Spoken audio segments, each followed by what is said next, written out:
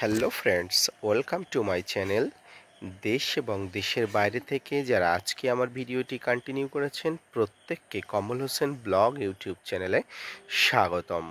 তো ফ্রেন্ডস, আজকে আমি আলোচনা করব সেপ্টেম্বর মাসে কাটিমন গাছের পরিচর্যা, সার প্রয়োগ এবং এই সময় আপনার আম গাছে কীভাবে পরিচর্যা করবেন, পাশাপাশি আগামীতে আপনার ছাদ বাগানে আম গাছে প্রচুর পরিমাণ ফলন পেতে আপনি কীভাবে পরিচর্যা গ্রহণ করবেন তাই নিয়ে থাকছে আজকের ভিডিওটি। মনোযোগ সহকারে ধৈর্য নিয়ে দেখতে থাকুন।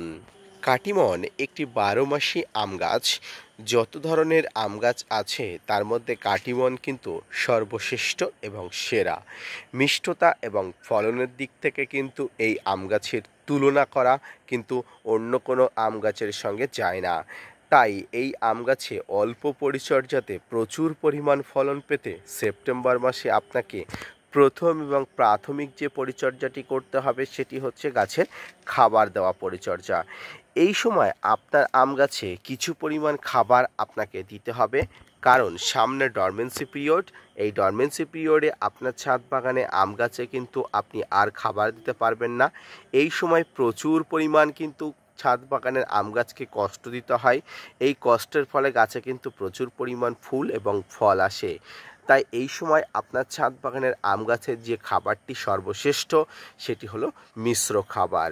তবে এক্ষেত্রে আমি সবসময় বলে রাখি যে 3 খোল অর্থাৎ নিম খোল, বাদাম খোল এবং সর্ষের খোল বাদে আপনার ছাদ বাগানের অন্য যে খাবারগুলো আছে, যেমন শিনকুচি, হাড় গুঁড়ো, এসওপি ইত্যাদি ইত্যাদি, এই ধরনের যে খাবারগুলো আছে, ভার্মি কম্পোস্ট, পাতা পচা সার, এই ধরনের যে খাবারগুলো আছে, এই খাবারগুলো এই ধরনের ছোট্ট টবের গাছের জন্য আপনারা 2 থেকে 3 মুষ্টি পরিমাণ গাছের গোড়ার মাটি খুশিয়ে আপনারা দিয়ে দেবেন।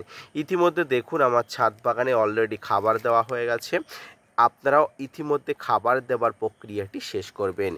এরপরে যে জিনিসটা সবথেকে মারাত্মক একটি জিনিস, সেটি হচ্ছে গাছের বিভিন্ন পরিবার ফাঙ্গাস এবং কীটপতঙ্গের আক্রমণ। পাশাপাশি গাছের এই পাতা পোড়াজনিত সমস্যা থাকলে কিন্তু আপনাকে আলাদা ট্রিটমেন্ট গাছে করতে হবে। গাছের পাতা পোড়াজনিত সমস্যা যখনই হয় তখনই কিন্তু গাছের রুট ট্রিটমেন্ট চালাতে হয়।